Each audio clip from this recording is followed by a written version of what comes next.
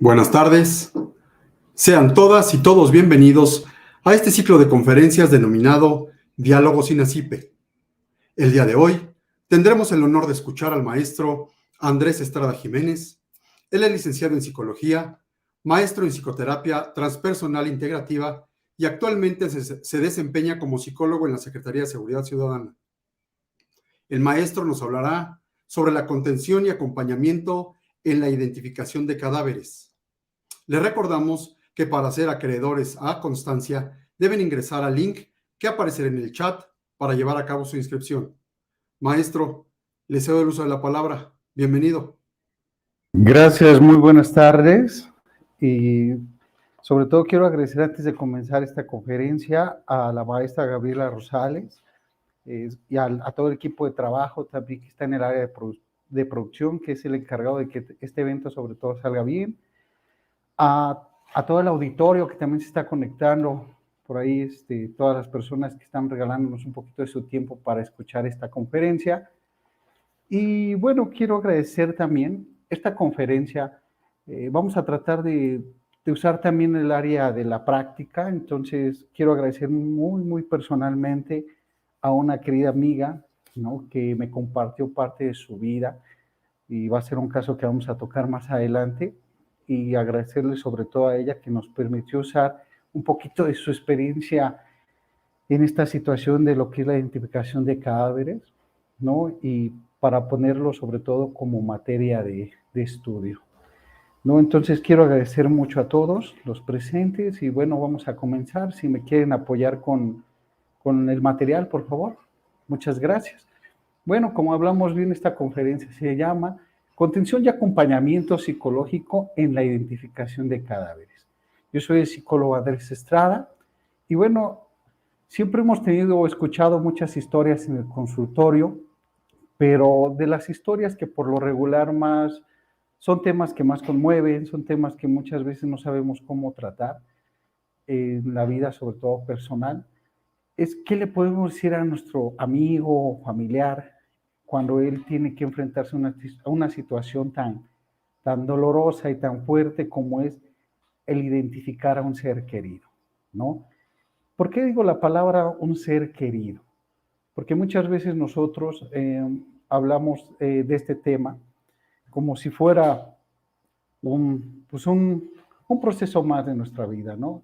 En la identificación de cadáveres. Pero cuando tú cambias esa palabra por la identificación de un ser querido, el significado que le damos psicológicamente a esa situación cambia constantemente. Antes de empezar esta conferencia, a mí me gusta mucho una pequeña reflexión, ¿no? Carl Jung tenía unas palabras que decía: conozca todas las teorías, domine todas las técnicas, pero al tocar un alma humana, sea apenas otra alma humana. Y es real, ¿no? Aquí vamos a aprender todo el proceso, sobre todo psicológico, que tienen las personas al enfrentar una situación de identificar a un ser querido, sobre todo los procesos mentales, y que muchas veces tenemos que olvidarnos de ser un poquito técnicos en estas situaciones, obviamente teniendo un orden, un control, pero dándonos cuenta que tenemos que ser muy cálidos cuando trabajamos en esta situación. Y bueno, vamos a sustentar, ¿en qué se sustenta esta conferencia, no? Son pequeñas sugerencias que yo también les puedo recomendar. Sobre todo se sustenta en el libro La Rueda de la Vida de Elizabeth Kubler-Ross. Ahí es donde vamos a hablar sobre todo lo que es el proceso de duelo, de sus etapas y poco a poco cómo van a ir trascendiendo y en qué estadio sobre todo se encuentra la persona en el proceso, no solo de la identificación de su ser querido, sino también el proceso que va llevando día a día después de ese suceso. También vamos a ocupar ciertos datos que maneja el Instituto de Servicios Periciales y Ciencias Forenses, mejor conocido como INCIFO, ¿no? En donde, pues bueno, nos manejan ciertos datos de relevancia para, sobre todo, justificar este tema.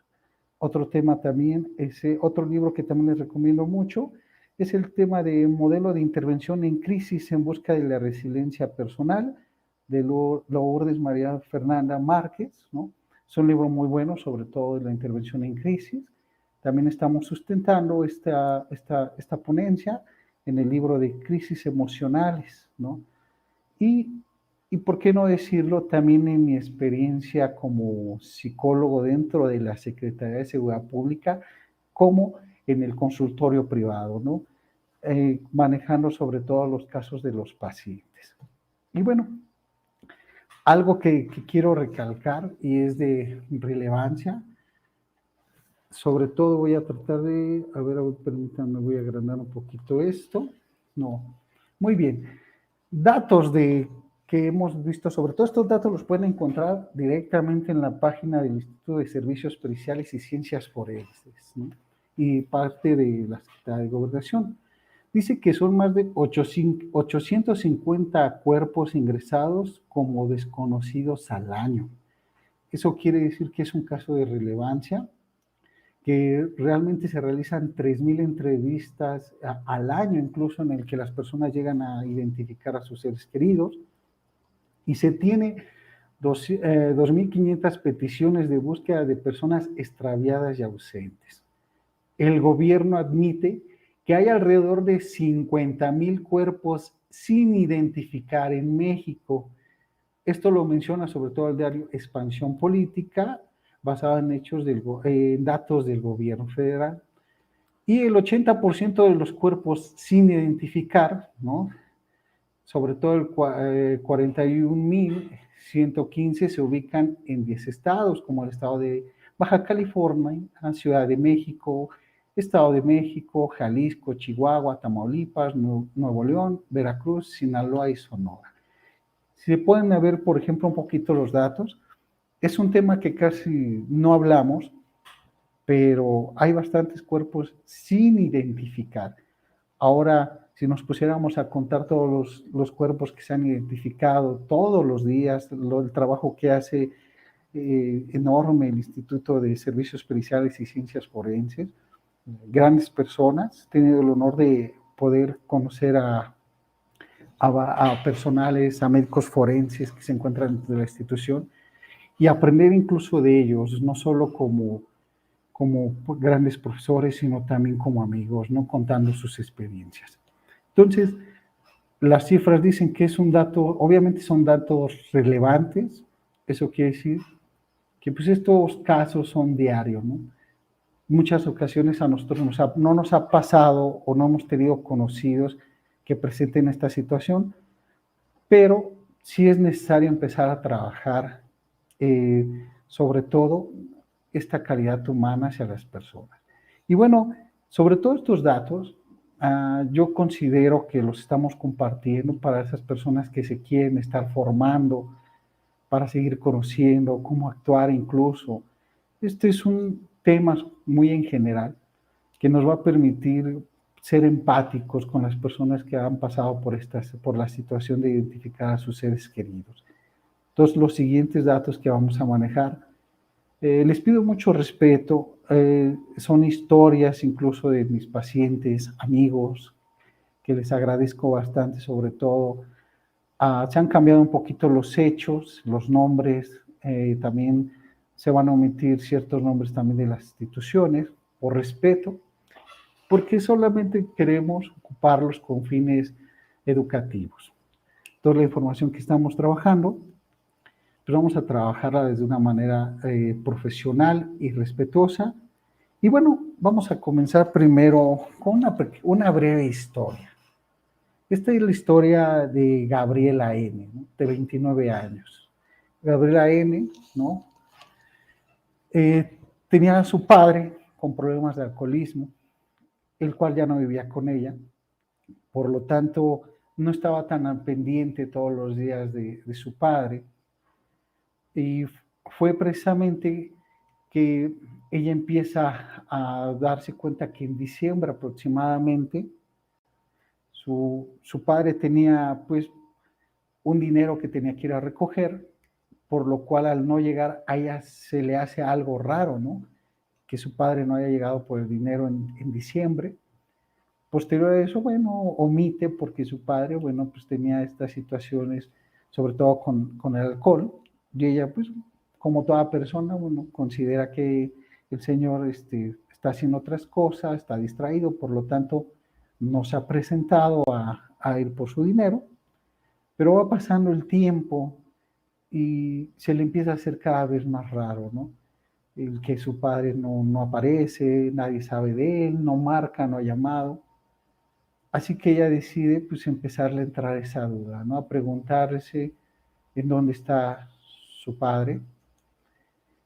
Y prácticamente empieza a preguntar, a buscar, va a la casa donde vivía su padre y le dicen que no saben mucho de él. Le empieza a decir, bueno, posiblemente, pues, como él tenía problemas de adicciones, puede estar en algún lugar con sus amigos, no pasa nada, no vamos a pensar nada malo, pero sigue pasando el tiempo y poco a poco se le hace cada vez más extraño que no sabe nada de él. Ya desde ahí empezamos a ver que el paciente empieza a tener una angustia, empieza a tener preocupaciones. Poco a poco empieza a buscarlo, empieza a recurrir los lugares, sobre todo de donde se concurría su papá, ¿no? Con amigos, conocidos, les empieza a preguntar por su padre, todos le refieren que no lo han visto, que ya tiene bastante tiempo que no se aparece a platicar con ellos. Sigue buscando en lugares como la alcaldía y dice, bueno, si mi padre posiblemente está detenido, pues alguien me tiene que decir algo en la alcaldía, en la fiscalía. Llegando allá, nadie conoce los datos, nadie sabe de su paradero. Y ahí es donde empieza la angustia nuevamente, la preocupación y, y la capacidad sobre todo de querer buscar a una persona, ¿no? Que tanto queremos y que tanto amamos. Llega un momento en el que ella le entra pues, la incertidumbre y la duda. En la fiscalía le proporcionan, incluso llama a Locatel, y le dan un teléfono para buscar a personas desaparecidas y sobre todo detenidas dentro de las penitenciarias de la Ciudad de México. Y ella empieza a buscar en esas páginas y no encuentra nada acerca de su papá. Entonces llega un momento donde le hacen un pequeño comentario, ¿no? Hay que buscarlo en hospitales, lo mismo, no encuentra nada de su padre. Llega un momento donde le dicen pues, la peor opción donde podría estar su padre, ¿no? Que era en el Instituto de Servicios Periciales y Ciencias Forenses, mejor conocido como el INCIF. En pocas palabras, le sugieren que busque en un lugar donde precisamente todos buscaríamos hasta el final y trataríamos ni siquiera de pensarlo, ¿no? Que podría estar nuestra familia en ese lugar, pero decide armarse de valor, cosa que le respeto bastante, y busca a su padre. Al llegar ahí, le hacen una entrevista. Ella refiere que el instituto, todo el equipo de trabajo del instituto la recibe muy cordialmente. Le realizan la primera entrevista, donde le preguntan prácticamente los datos de su familiar, si tiene alguna seña particular, si tiene alguna documentación o algo que les ayude a identificar a ciertos rasgos parecidos, ¿no? Ella empieza a referir los datos y le muestran, lo primero que te muestran en el Instituto de Servicios Periciales y Ciencias Forenses, pues es un expediente donde ellos tienen registrados todos los cuerpos, los cadáveres que no han sido reconocidos y que ellos los tienen prácticamente registrados, donde vienen fotos, donde vienen pues, sobre todo el estado en el que se encuentra el cuerpo. Y ella, en el momento en el que empieza a ver las fotos, empieza a reconocer a su padre. Ella refiere que en ese momento entra en shock, empieza a negarlo, a decir, no es él, dime que no es él, y va acompañada de su pareja. Por lo tanto, le siguen mostrando hasta que llega un momento en el que la verdad era inevitable, ¿no? Era su padre que le enseñaban en el expediente, con las fotos, ella reconoce el rostro perfectamente. Y desde ahí empieza este proceso psicológico dentro de la persona. Posterior a eso, le muestran el equipo de trabajo del INCIFO. Ellos tratan de mostrarte poco a poco a tu familiar, después de pasar a la identificación a través de las imágenes, de las fotos, le muestran a través de la pantalla el cuerpo de su ser querido, en este caso su padre, en el cual ella puede reconocer más todavía a su padre, y es ahí cuando ella empieza a generar todo este proceso de crisis, ¿no? Se identifica a través del expediente, de la pantalla, y ahí es donde viene otro momento, ¿no? El avisar a los familiares que ya encontré a mi papá, que se encuentra su cuerpo en el INCIFO, y ahora me encuentro otro dilema. ¿Cómo tengo que dar esta noticia? Total que ella busca esa manera de hacerlo. De ahí ya se tiene que dirigir hacia la fiscalía. ¿Para qué? Para que le den los documentos necesarios para poder recibir el cuerpo de su padre. Llegando a la fiscalía, ella refiere que le tratan un poco mal, que incluso era fin de semana, ya que era un viernes, y llegando ahí, pues el Ministerio Público le dice que hoy no se trabajaba, que era el día de mañana, ¿no? Ella, por lo tanto, pues en ese estado de crisis, en ese estado de melancolía, llega al otro día y no la reciben porque supuestamente no hay nadie. Ahí vamos viendo la problemática, no solo emocional ante la pérdida de un ser querido, sino también muchas veces la falta de la empatía por parte a veces de los servidores públicos. Obviamente no podemos generalizar, no son todos, pero desde ahí ya empezamos, ¿no?, a tener más conflictos de los que ya de por sí la misma situación nos presenta. En la fiscalía ella empieza a explotar, a gritarles que por qué le mienten, por qué no le quieren dar los papeles, que no quieren trabajar. La encuentran tan alterada que un ministerio público le empieza a escuchar, le dice que necesita, la empieza a apoyar, incluso le permite, eh, ya una vez con los datos, leer un poco acerca de la carpeta, donde refieren que efectivamente el cuerpo lo encontraron, ¿no? Ella lo empezó a buscar desde febrero y el cuerpo ya había fallecido desde el 21 de enero.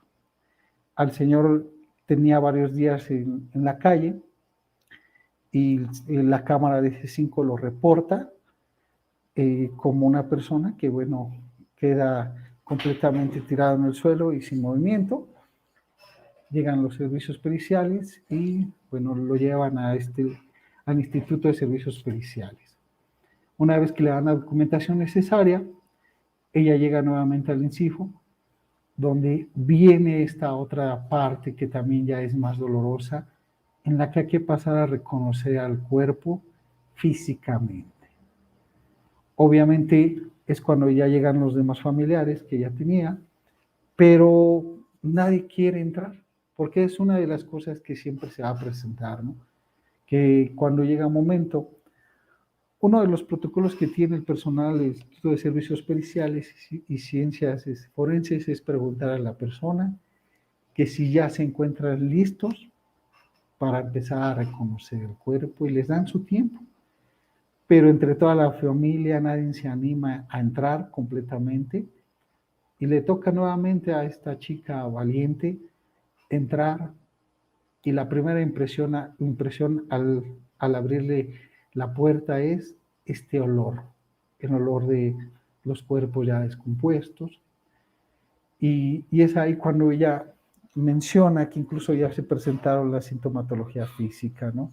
Que ni siquiera las piernas le reaccionaban, y llega a estar presente el cuerpo de su papá, y es ahí donde le enseñan, ¿no? A través levantan la sábana y le muestran a su padre tendido completamente, ya con varios tiempos de grado de descomposición, de tal manera que ella refiere que tarda como solo 5 minutos Y en ese momento se bloqueó completamente y su pareja fue la que, de gran ayuda, se encargó de todos los trámites necesarios, llegó la funeraria, se llevan al cuerpo y hasta el otro día se presentan para llegar a velarlo y llegar por fin al entierro. Si ponemos un poquito atención a toda la situación, hay diferentes circunstancias que se presentan en la identificación, sobre todo de un cadáver, o mejor dicho, al ir a reconocer a un ser querido. Por un lado, está la crisis emocional, la tristeza y la impotencia de no saber qué le pasó a mi familiar. Por otro lado, hay servidores públicos que son muy empáticos, que buscan hacerte asimilar de la manera más sana la situación por la que estás pasando. Y por otro lado, tenemos también a servidores públicos que no han trabajado con esa empatía y hacen que pues, ya de por sí tú tienes un problema, se te generen otras circunstancias. También referimos muchas veces la familia no es que no tengan esa capacidad de querer entrar y reconocer todo eso, pero bueno, porque tampoco pueden entrar todos, ¿no? Incluso muchas de las cosas que pasa es que la gente quiere tocar el cuerpo y tampoco se les permite. Pero siempre, por lo regular, la persona que reconoce al cuerpo, pues por lo regular siempre va a tener que ir acompañada solamente con una persona, y qué mejor que la familia. Es por eso que es necesario aprender un poquito de los primeros auxilios psicológicos. Los primeros auxilios psicológicos es la intervención inmediata y de corta duración para aquellas personas que está pasando por una crisis y no necesariamente tienen que ser brindados por personal de la salud, ¿no? En este caso, profesionales de la salud, ¿no? Los primeros auxilios te los puede realizar cualquier persona que sobre todo se encuentre en la capacidad emocional también de contenerse, ¿no? Y en la identificación de un ser querido, qué mejor acompañamiento que siempre vaya de la mano de la familia, ya que la familia va a ser el mejor apoyo moral que vamos a tener en esos momentos. Uno como personal profesional o servidor dentro de las labores, pues tienes que tener un poquito de discreción, respeto y permitir que sea la misma familia o el acompañante el que realice esta situación. Por ejemplo, los principios básicos, digo, para ir, sé que tenemos poco tiempo y vamos a ir resumiendo cada de las cosas que se van presentando en la sesión. Y de estos principios básicos, lo primero que tenemos que aprender es a tener una escucha activa. ¿Qué quiere decir eso? Que hay que aprender a no interrumpir a la persona. Cuando una persona se encuentra ante esta situación o ante cualquier otra y puede decir que entra en una crisis, hay que permitirle que exprese sus emociones, sus pensamientos y sus ideas. En ocasiones hay gritos, hay dolor, hay llanto, hay reclamos, hay tristeza profunda, ¿no? Hay pensamientos incluso en los que la persona empieza a, ¿qué va a pasar? ¿Qué va a pasar? ¿Qué va a suceder ahora? Y hay que permitirle solamente a la persona que hable, que hable, que hable sin interrumpirla. Y hay que validar sobre todo también su parte emocional, aceptar las respuestas emocionales del otro. Hay personas que cuando empiezan a llorar desesperan porque también su familiar a veces se encuentra en ese sentido, así lo refieren ellos, se sienten desesperados al escuchar a su familiar y no tienen las palabras para decirle algo, que lo primero que se les ocurre es decirle, ya no llores, mira, ya cállate, no es para tanto, tranquilízate. Y ahí prácticamente lo que hacemos es negarle a la persona la oportunidad de que sea sincera con ella, ¿no? Le estamos diciendo que no sea honesto con ellos y que no tienen que llorar, que eso no es sano, que eso no es bueno, que se tranquilicen. Y no, en este caso es necesario validar y aceptar la respuesta emocional, porque que una persona llore el que una persona empiece a tener todas estas sensaciones y pensamientos, pues es normal.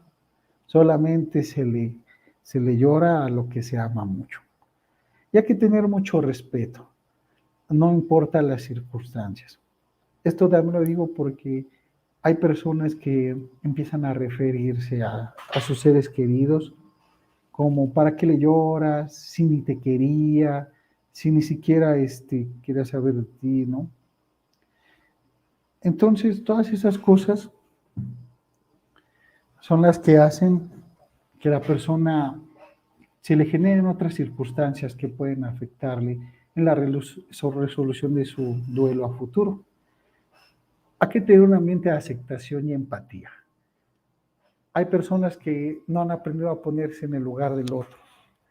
Y es algo que nosotros tenemos que trabajar mucho con nuestra inteligencia interpersonal e intrapersonal, que es la capacidad de reconocer nuestras emociones, pero también reconocer que la otra persona también siente y piensa igual que nosotros.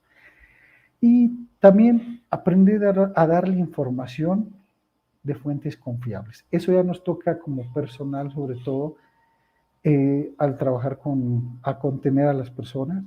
Nunca hay que mentirle al paciente o a la persona que vaya a identificar a su ser querido, ¿no? Siempre hay que decirle la verdad.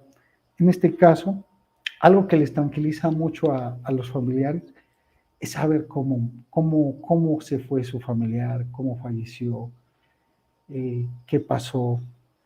Hay personas que también al llegar y ver a su ser querido, los médicos forenses hacen muy buen trabajo y es algo que yo aprendí, que vi sobre todo mucho en ellos, que tratan de ser muy cuidadosos al presentarle a su familia, a las personas que van a buscarlos, tratan de que se vean lo más normal posible, ¿no? Que no se vea una imagen tan dolorosa y tan triste. Y eso es algo que es real, hay que soltar la información verídica. Sobre todo al brindar los primeros auxilios psicológicos, hay que aprender a observar. Hay pacientes que en ese estado de crisis, muchas veces hay que aprender a observar nuestro entorno, ¿no? Ha pasado que hay algo que nosotros en psicología le llamamos como acting out, que es el pasar al acto, y hay personas que en un arranque, en un impulso, si viene un carro, muchas veces sí llegan a quererse arrojar al carro, al vehículo. Por eso hay que ver si, sobre todo el área donde nosotros nos encontramos, es segura tanto para la persona como para nosotros. Y empezar a tener nuevamente esa escucha activa, ¿no? Tomar en cuenta el silencio. Es muy importante tomar en cuenta el silencio. Hay personas que llega un momento donde ya no pueden hablar y las personas empiezan a desesperarse, a decirle, habla, diga algo, ¿qué tienes? ¿Qué te está pasando? Y no les permiten dar ese pequeño momento de silencio. Los profesionales del Instituto de Servicios Periciales y Ciencias Forenses procuran darle ese tiempo a la persona. No necesariamente preguntarle rápidamente por los datos, sino permitir que a su tiempo y en el momento la persona vaya refiriendo la información que nosotros necesitamos. Y muchas veces nosotros no sé, ¿no? En ocasiones ya queremos terminar pronto el trabajo, ya queremos retirarnos, pues queremos estar entrevistando a la persona y por favor continúen diciéndome los datos, ¿no? Y no respetamos ese pequeño duelo, ese silencio que las personas llegan a tener. Y les estamos insistiendo con la información, no, hay que aprender a darles un poquito de su espacio. Hay que conectarlos incluso y potencializar sus recursos.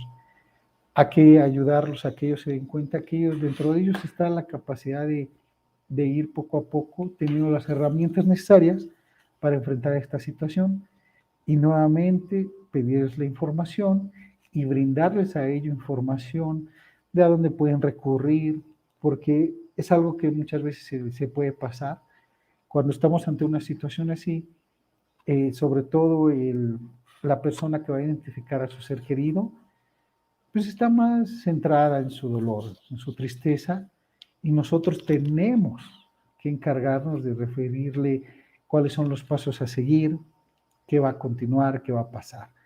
Y lo mejor que podemos hacer también es invitarle y sugerirle que asista a apoyo psicológico, ¿no?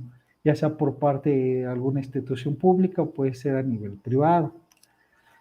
¿Qué es una crisis, no? ¿Por qué las personas tienen a veces reacciones eh, incluso síntomas físicos ante esta situación? Bueno, el primero que refiere como crisis emocional es un señor llamado Erickson, ¿no? Eric Erickson, que él refería que una crisis emocional es un estado temporal de trastorno y desorganización caracterizado principalmente por la incapacidad del individuo para abordar situaciones particulares utilizando métodos acostumbrados para la solución de problemas y que por el potencial para obtener un resultado radica en lo positivo o lo negativo de la situación. ¿Qué quiere decir eso? Que cuando nosotros estamos ante una situación, pero nosotros no somos los protagonistas, nosotros tranquilamente tendríamos las habilidades desde nuestro punto como espectadores de decir, bueno, pues ahorita vamos a hacer esto, vamos a resolver aquello, porque tenemos cierta información y ciertas herramientas. Pero ante un estado de crisis, toda esa situación cambia. Yo se los pongo este ejemplo. Imaginen que ustedes tranquilamente tienen un buen trabajo, tienen una buena familia, les va bien económicamente, les respetan sus amigos. Parecería que todo acomoda, todo se da como debe de ser, y de repente pasa una situación en la que de un día para otro ya nada era como antes, empiezan a tener muchas pérdidas, ya sea de trabajo, de salud o en este caso de un ser querido, y automáticamente de la noche a la mañana, toda esa vida que llevaban también, que ustedes consideraban que era perfecta, pierde completamente su sentido. Como si te robaran todo por lo que has trabajado de la noche a la mañana. Y obviamente se va a presentar esa crisis, sobre todo empezando por la pérdida, nos va a generar pues, esta clase de emociones. Las emociones pues, son sustancias químicas que generan nuestro cerebro, mejor conocido como neurotransmisores, y que sí generan un cambio dentro de nuestro cuerpo. Cuando nosotros estamos ante una crisis, tenemos una situación de estrés. El estrés es como, la gente piensa que el estrés es algo en sí negativo, pero no. Un poquito de estrés es como la cuerda de un violín. Si usted aprieta mucho la cuerda de un violín, pues esa cuerda se va a reventar, pero si usted no la aprieta lo suficiente, ese violín tampoco nos va a dar las notas necesarias, ¿no?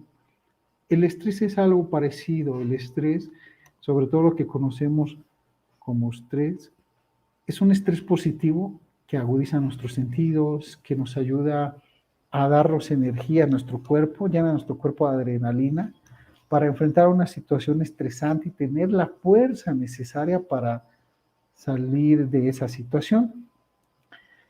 Pero en ocasiones, pues esas sustancias químicas en exceso terminan generando signos, síntomas, pensamientos, ideas, ¿no? Las reacciones, sobre todo emocionales, cuando tenemos ese estrés excesivo, nos puede dar, por ejemplo, en las reacciones emocionales ansiedad, podemos tener este shock que de repente es quedarnos paralizados sin saber qué hacer, empezar a sentir culpa, rabia, incluso pasando el tiempo podemos tener tendencias a caer a la depresión. Cognitivamente, esas sustancias químicas, o mejor conocidos como neurotransmisores, pueden llevarnos a la preocupación excesiva o incluso tener bloqueos mentales. Por eso a las personas hay ocasiones en que les estás preguntando los datos o dándoles información y automáticamente están bloqueados, están desorientados, se les olvidan las cosas, les cuesta trabajo concentrarse en lo que está pasando.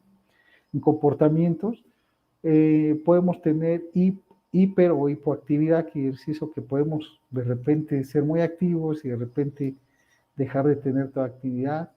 Se pueden presentar trastornos alimenticios y pasa mucho, ¿no? Cuando acabamos de ir a identificar a un ser querido, pues se darán cuenta que muchas veces las personas ni siquiera tienen ganas de comer algo, ¿no? Al contrario, les dicen, oye, come, duerme, y muchas veces las personas no descansan, no quieren dormir, no quieren comer, no quieren saber nada. Pueden incluso empezar a caer en cuestiones de adicciones o actos antisociales como agredir a los demás.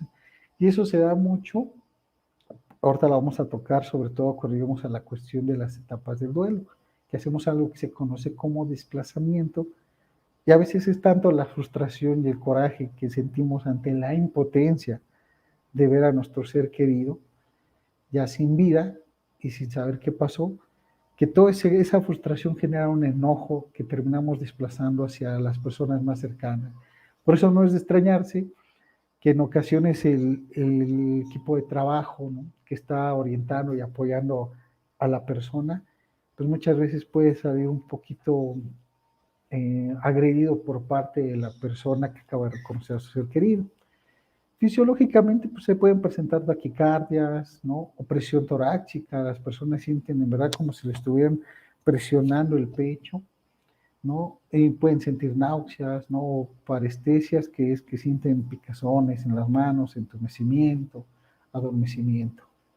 Y las fases de reacción, cuando empezamos a entrar en crisis, puede presentar sobre todo la fase aguda, que son pasando los primeros momentos, ¿no? Se produce un estado intenso de respuestas emocionales, que es ahí donde se presenta la angustia, la ansiedad, la ira, la irritabilidad, ¿no?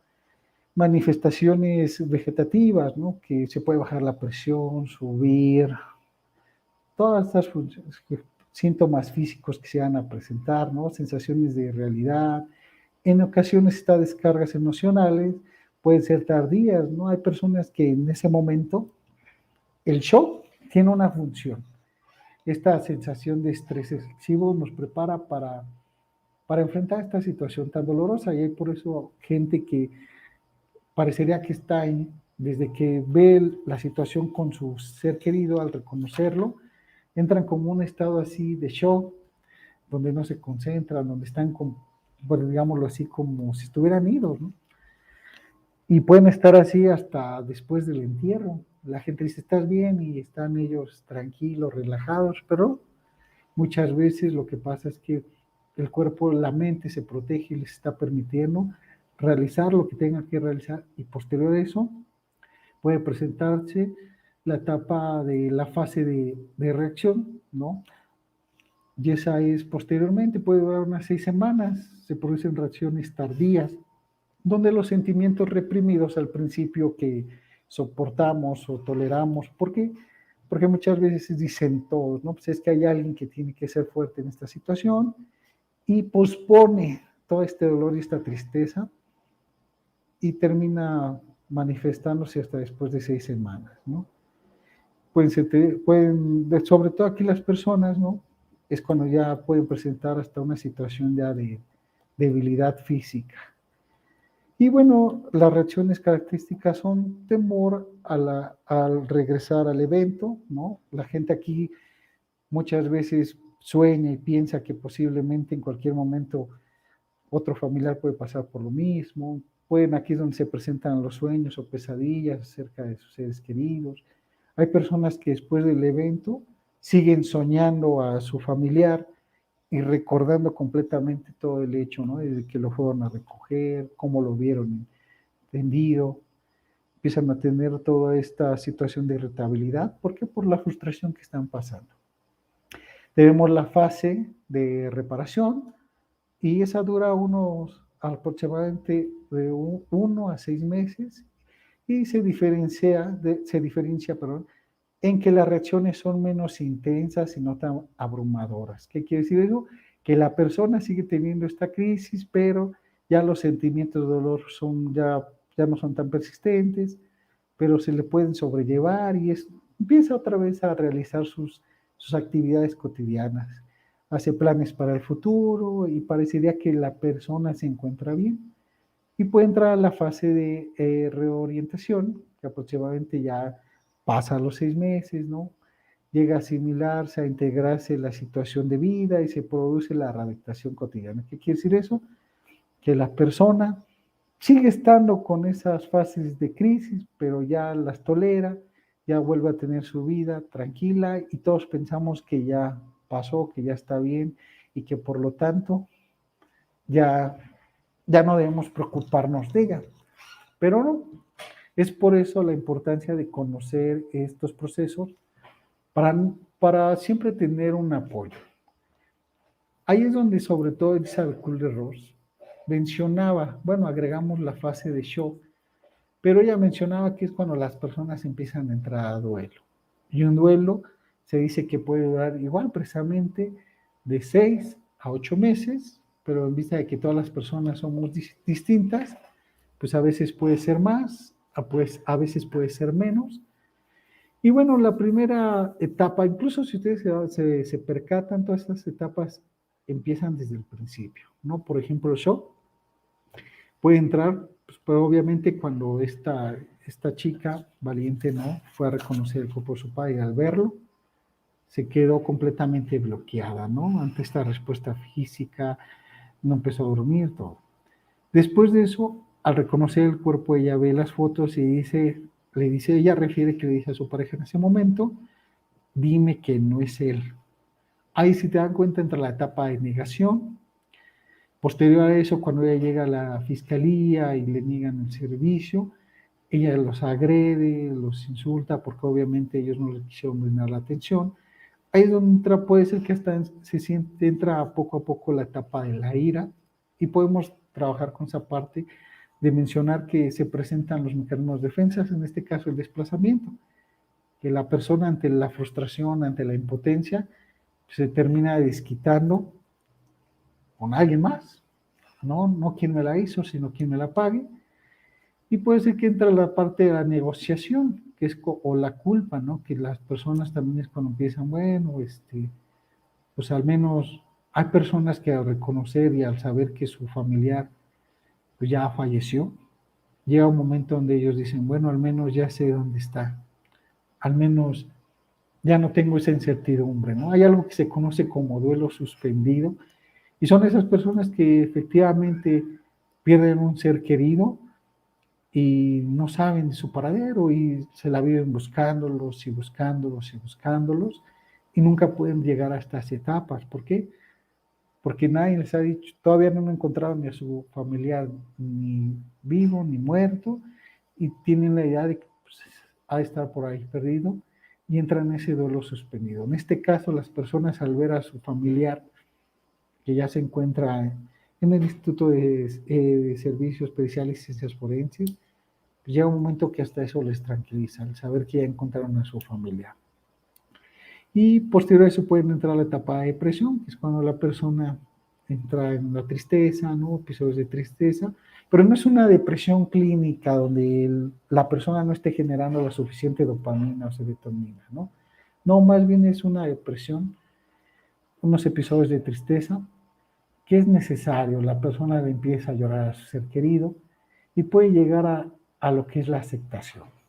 Si se dan cuenta, este proceso viene después de la crisis, viene después del reconocimiento. Esto es lo que ya se recomienda que tenga este acompañamiento, sobre todo por parte de profesionales de la salud mental, donde la persona pues va a empezar a trabajar en esas etapas, va a entrar en la negación, donde posterior a todo esto de la identificación ya la persona llega a terapia y nos refiere que hasta el día de hoy pues ya pasaron 8 meses, ya se despierta, ¿no?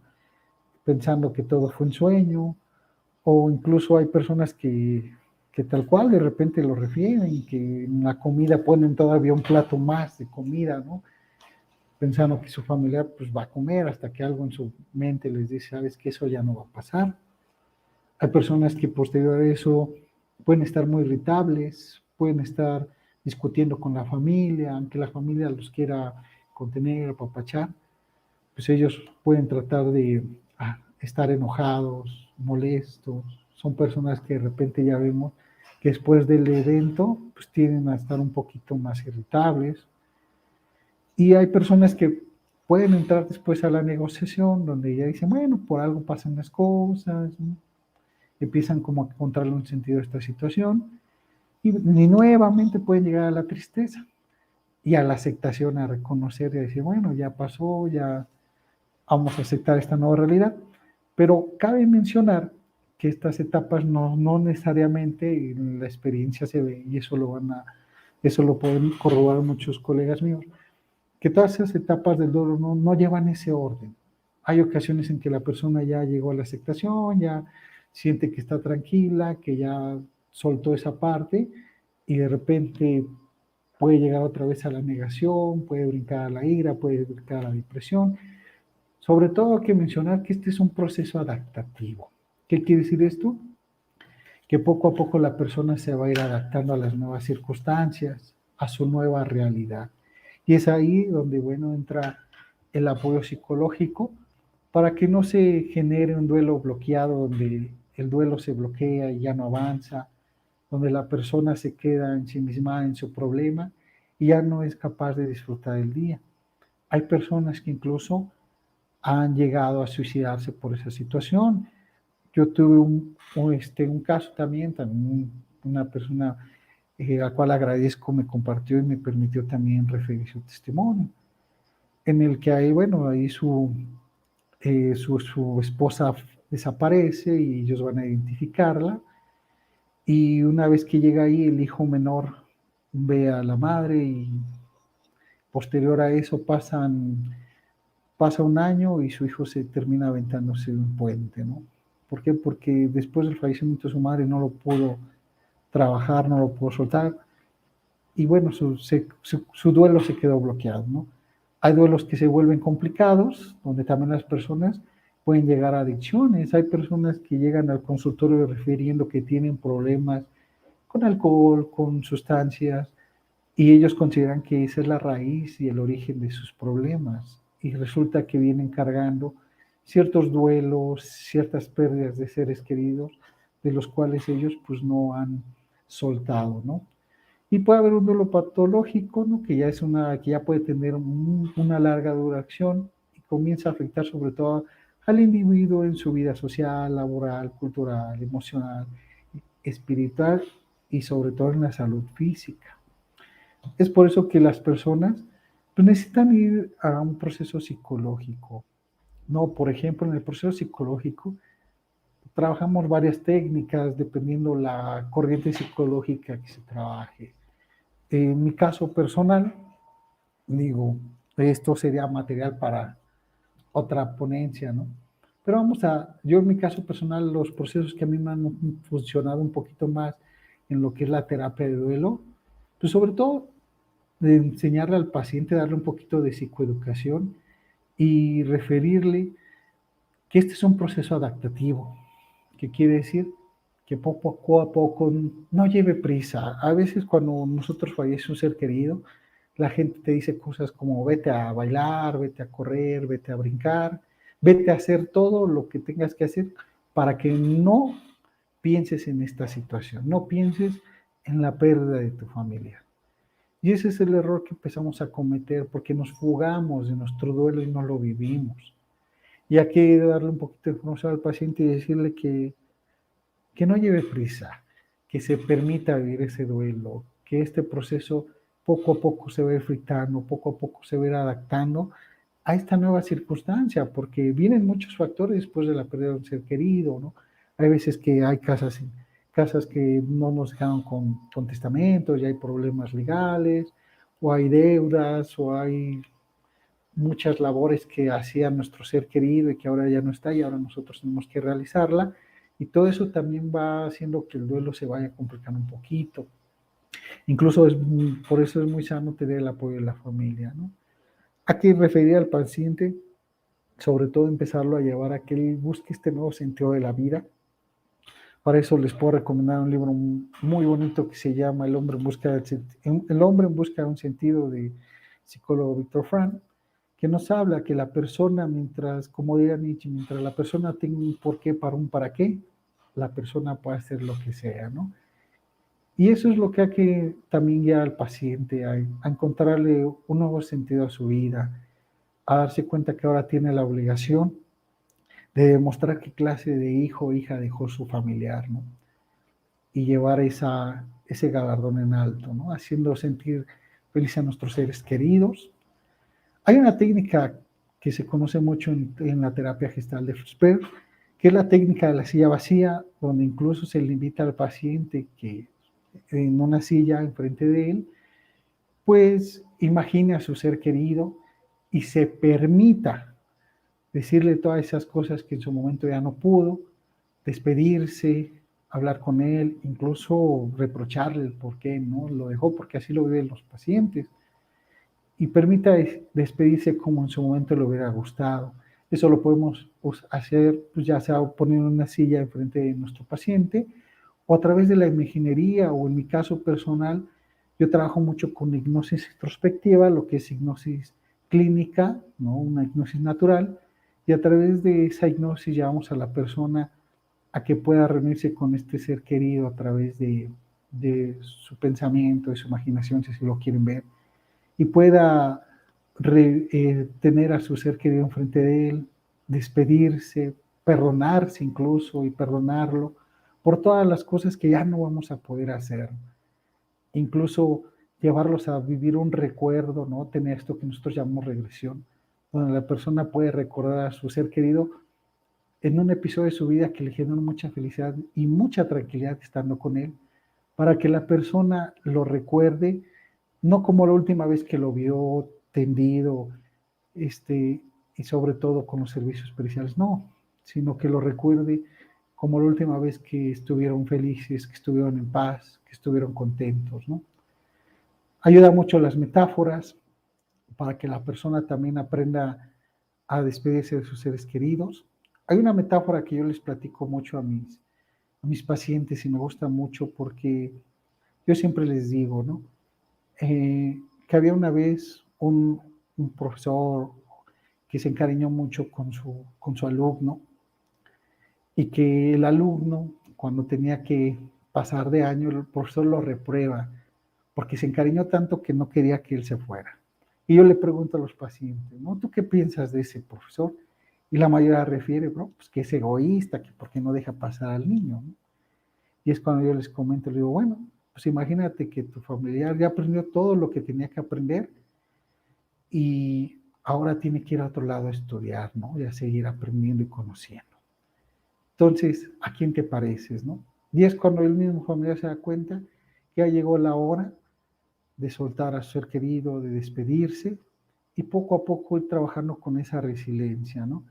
Que es la capacidad de adaptarse sobre todo a las situaciones y encontrar esa serenidad, que para mí es la emoción más sana en todos los casos dolorosos, porque a diferencia de la alegría, que es una emoción pasajera, pues la serenidad es la capacidad de estar en paz y tranquilo, aunque pues no todo vaya yendo bien, ¿no?